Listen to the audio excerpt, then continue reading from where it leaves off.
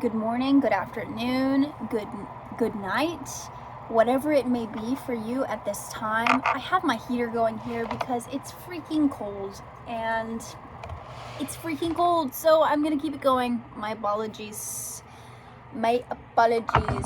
So this Christmas was the first Christmas that I spent alone. My roommates were gone and I didn't go home to see family, so I was by myself, and it was raining so much. And I knew I was going to be by myself. I didn't think that I would be sad because I was like, I can have fun on my own. I don't really need anybody to have fun with. I can just like vibe and be Chloe and like everything will be okay. But I was hit with such intense sadness. I was so sad and I felt so lonely. Oh my goodness. And I really tried to be intentional to sit with the discomfort of that loneliness. So my Christmas just looked like me sobbing in my room, which I needed to do, I guess. I needed to do. But something that came through while I was sobbing and listening to my emotions, because I'm really trying this thing of really letting the emotions pass through and see what information they have to give, and knowing that the emotions, the intense emotions that we have is our body trying to tell us something. So I'm like, what are you trying to tell me? What are you trying to tell me? And something circled into my mind of, I still think I'm unlovable. There's still part of me that that thinks I'm unwelcome and unlovable.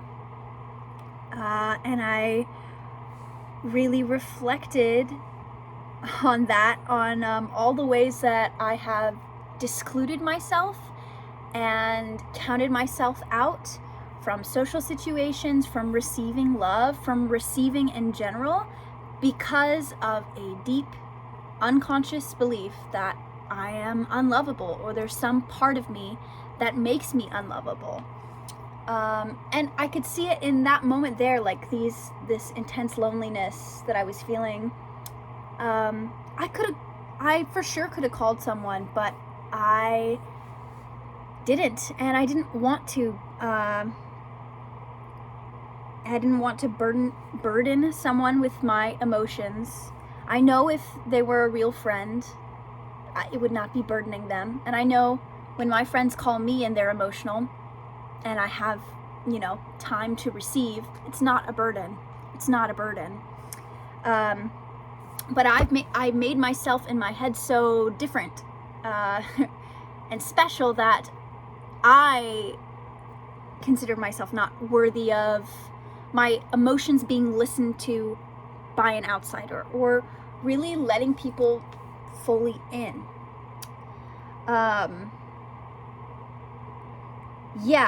mean, I've gone through a lot of journeys of embodying my worthiness this year, and it was just surprising to me how intensely this last little tidbit was clinging on to me and really rousing deep feelings. Because even being alone on Christmas was a choice. I didn't have to do that, but I chose to do that.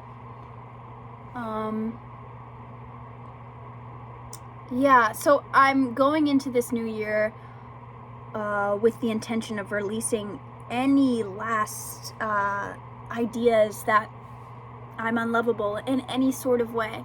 I had a New Year's gathering and I had a fire in the fireplace, and I wrote down that I released the idea that I'm unlovable, and I watched it burn. Yes, because I know that those final lingering unconscious beliefs that come forward when we are alone, those final hitches in the giddy up, that's where the real work is. And dispelling those beliefs is what is going to attract my goals faster. I can't create from a space of believing that I'm not worthy or not lovable.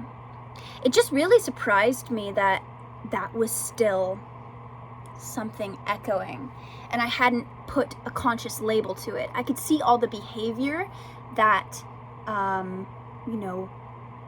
resulted from the unconscious belief that I wasn't lovable. I can see all the social settings, like all the times I didn't share information because I thought no one would care to listen, or the times I didn't reach out because I thought it wasn't worth it. What I'm really saying is I'm not worth it. I thought I wasn't worth it. What I had to say wasn't worth being heard because I wasn't putting value on it. Because deep down I still believed that it was somehow wrong, somehow bad, somehow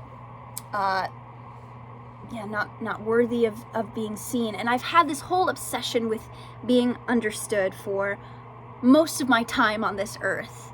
And I've felt that people in my life who can't understand me cannot love me. And that is another thing I'm really trying to dispel. I am dispelling because I don't understand myself. I don't understand a single person. I don't understand a single thing that's going on this earth. And there are so many things that I love. There are so many people that I love. There are so many experiences. The sunshine and the rain and the leaves and the trees and the flowers and people and tastes and sensation. I don't understand it. And I love it. And I love it. And even the horror and the pain and the grief and the suffering, I don't understand. And yet I love it because I see its purpose. I see it as fuel that's pushing me towards being better and achieving my goals. So I don't understand it, and yet I love it. And I know that applies to me. People will not understand me. People will be very confused. I know, and I know I do confuse people in my life. And yet, I am lovable enough to, I am lovable just as I am. And so are you, and so are you. People aren't gonna get it, and yet they want to see it. They want to hear from you. They want to know what you have to say, know your thoughts. Yeah. So with this video, I dispel any belief that you are not lovable.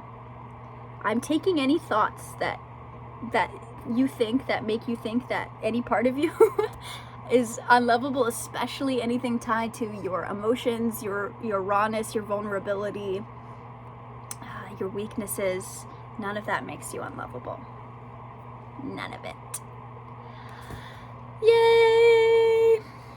Okay, I'm gonna get back to making some collage vision boards that I'm gonna be selling. I have some performances coming up. You can keep up, you can stay up to date with that on my Instagram. Follow me on Instagram. I'm gonna be selling more things coming up, more prints, more clothes popping off. All right, you guys have a great day. Bye.